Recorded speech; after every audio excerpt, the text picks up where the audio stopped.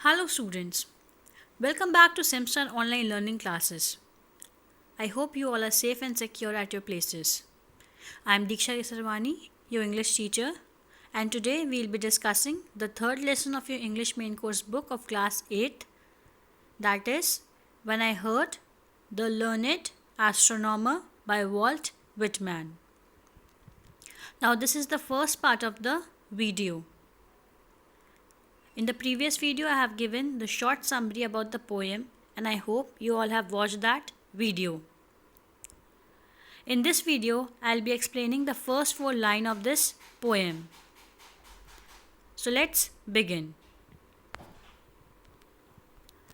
So before starting with this poem, I would like to ask you that what do you do when you find the lecture boring in class?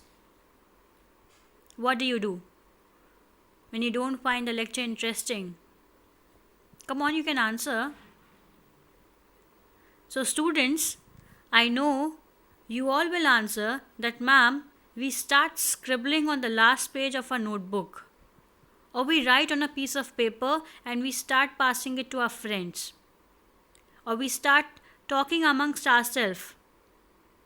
Or we sleep in the class when we don't find the lecture interesting. Exactly in the same way, in this poem, Whitman uses the example of the astronomer to show the difference between academic learning and experiential learning. The speaker finds the astronomer's lecture about stars to be boring. He doesn't like it.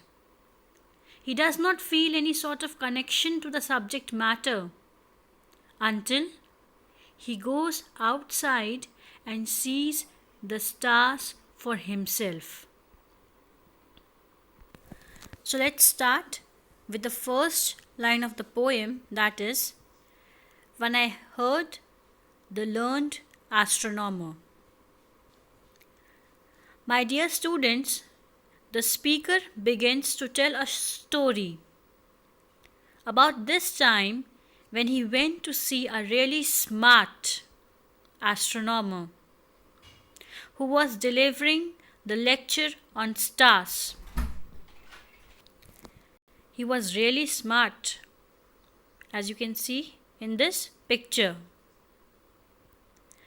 The word learned means smart, or more accurately, well educated, who has immense knowledge. So the usual pronunciation of this old-fashioned word would be learned with 2 syllables. It's the kind of word you might hear in Shakespeare's play. But Whitman condenses it down into 1 syllable, that is learned.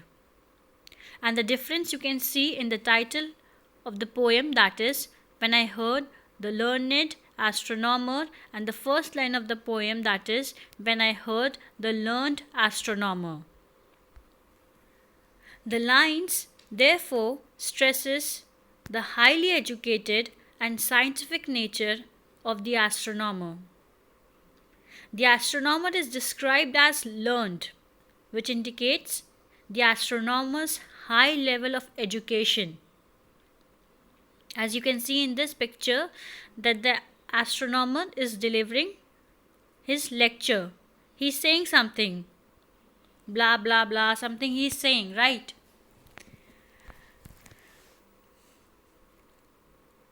When the proofs, the figures were ranged in columns before me.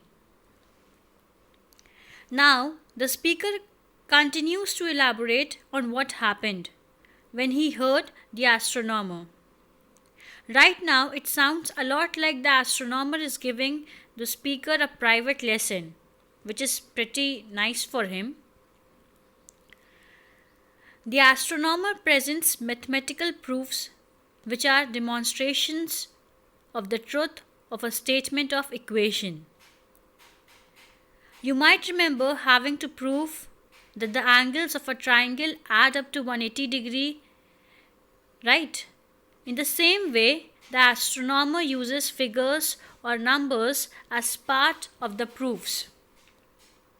Moreover, the astronomer has calculated proofs and figures to show the audience his mathematical expertise. Mathematical expertise over here means what? That he is expert in mathematics.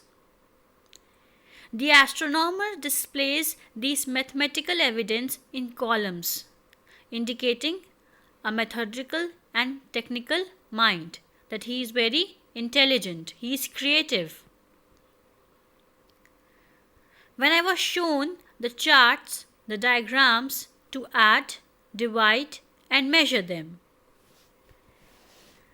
So the mention of the word when I was shown proves to the speaker that he is still receiving a private lesson in astronomy.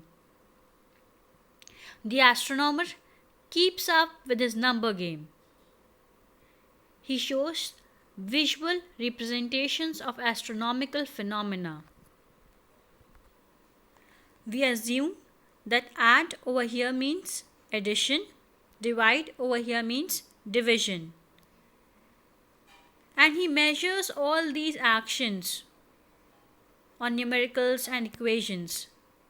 And by now, the speaker seems to be thoroughly confused. He is reduced to muttering random maths equation. What he's saying? Derivative, matrix, calculus, differentiation, quadratic equation. What he is trying to explain?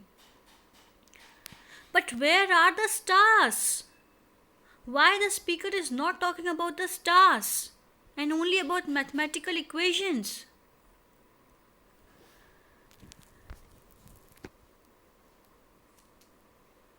When I sitting heard the learned astronomer where he lectured with much applause in the lecture room. Now over here in this line, Whitman loves to repeat the same words or phrases at the beginning of successive lines, giving his poetry a chanting quality. That is, when I, and when I. The poet has used figure of speech to make his poem sound more beautiful.